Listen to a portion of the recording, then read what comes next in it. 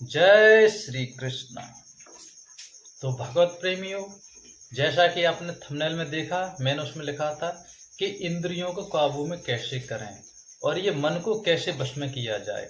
तो आपको इस वीडियो में दोनों प्रश्नों के जवाब मिलेंगे। साथ में आप भगवान श्री कृष्ण का एपिसोड भी देखेंगे, जिससे आपको समझने में सरलता होगी कि मन को वश में कैसे किया जाए। तो मैं आपको बताना चाहूंगा, गीता अध्याय 6 का श्लोक 33, 34, 35 में कहा है, भगवान ने कहा है कि हे अर्जुन, मेरे में ध्यान योग कर, मन को वश में करके इंद्रियों को काबू में करके ध्यान योग कर, उसके उपरांत तू परम शांति को प्राप्त होगा और कभी तेरा जन्म मरण नहीं होगा। इस प्रकार भगवान के वाक्यों को सुनकर अर्जुन बोले कि हे केशव, आपने जो ध्यान योग की बात कही है, इसको मैं अधिक समय तक ठहरने वाला नहीं समझता हूँ, क्योंकि ये मन बड़ा चंचल है और स्वभाव परिवर्तन वाला है। ये एक जगह स्थायी नहीं रहता, संसार में इधर से उधर भटकता रहता है।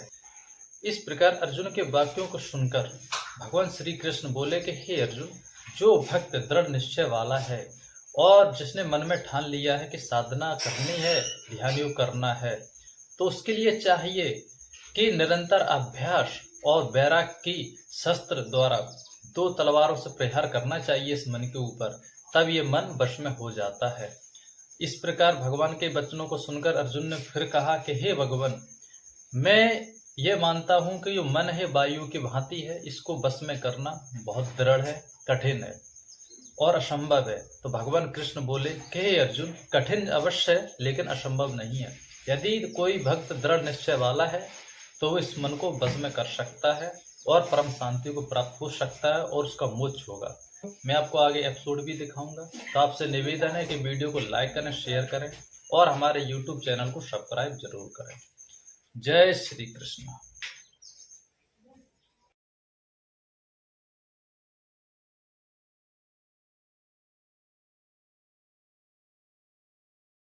हे केशव, ये सब मानकर भी कि आत्मा नित्य, सनातन और अजन्मा है, उसे शस्त्र नहीं काट सकते, आग नहीं जला सकती, फिर भी प्राणी की आत्मा को दुख सुख, शोक खुशी, मान अपमान, पीड़ा और आनंद का एहसास क्यों होता है? हे पार्थ, मैंने पहले ही तुम्हें बताया कि सुख दुख का आभास करना आत्मा का नहीं, शरीर का काम है। परंतु केशव, शरीर को दुख या पीड़ा तभी होगी जब शरीर को कोई चोट लग जाए या उसका कोई अंग कट जाए। जैसे शरीर आग में जल जाए, उससे जो पीड़ा होती है वो तो शरीर की पीड़ा है, परंतु मान हानि होने से जो दुख होता है या मान होने से जो आनंद आता है, उसमें तो शरीर को कोई चोट नहीं पहुंचती। वो मान हानि का दुख, वो अपकीर्ति की पीड़ा तो आत्मा को ही होती है ना? नहीं अर्जुन, ये कीर्ति अपकीर्ति, मान अपमान, ये लाभ हानि, ये जीतने का आनंद अथवा हारने की पीड़ा, ये भी आत्मा को नहीं होती। ये आत्मा का काम नहीं है, ये तो मन की शरारत है। मन की शरारत, इसका क्या अर्थ है केशव? पार्थ, प्राणी के शरीर का एक अदृश्य अंग है मन, जो दिखाई नहीं देता, परंतु वही सबसे शक्तिशाली हिस्सा है शरीर का। ये याद रखो कि मन शरीर का हिस्सा है, उसका आत्मा से कोई संबंध नहीं। आत्मा यदि रथ में बैठा हुआ रथ का स्वामी है, तो मन शरीर रूपी रथ का सारथी है। यह मन ही इंद्रियों के घोड़ों को इधर उधर भटकाता है। कभी यौवन के आवेश में यही चंचल मन मनुष्य को इस भ्रम में डाल देता है कि वो सर्वशक्तिमान है, वो सब कुछ कर सकता है, वो यहां का राजा है, जिसके आगे हर कोई झुक जाने पर विवश है और जिसे हर कोई प्रणाम करता है। जिस तरह दीपक की बाती को दीपक तले छुपा अंधेरा दिखाई नहीं देता, उसी तरह जवानी को उसके पीछे छुपा बुढ़ापा और कमजोरी दिखाई नहीं देती।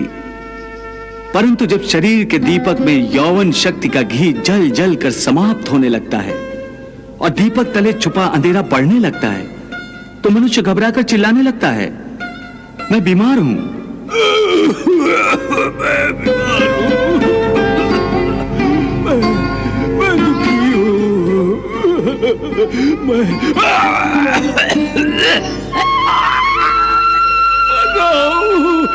मैं ये रोने का नाटक भी मन ही करता है। हे अर्जुन, मनुष्य को मैं के घमंड की मदिरा पिलाकर मदहोश करने वाला पाखंडी केवल मन है। वाह प्रभु वाह। उसके हाथों में मोह माया का जाल है, जिसे वो मनुष्य की कामनाओं पर डालता रहता है और उसे अपने वश में करता रहता है। ये मन शरीर से भी मोह करता है, अपनी खुशियों से भी मोह करता है और अपने दुखों से भी। खुशियों में खुशियों से भरे गीत गाता है तो दुख में दुख भरे गीत गुनगुनाता है। अपने दुख में दूसरों को शामिल करके उसे खुशी होती है। किसी भी प्राणी को उसका मन जीवन के अंत तक अपने जाल से निकलने नहीं देता। रस्सी में बांधकर उसे तरह तरह के नाच नचवाता रहता है। वो जीव को इतनी फुर्सत भी नहीं देता कि वो अपने अंतर में झांक कर अपनी आत्मा को पहचाने और आत्मा के अंदर जिस परमात्मा का प्रकाश है, उस परमात्मा का साक्षात्कार करे।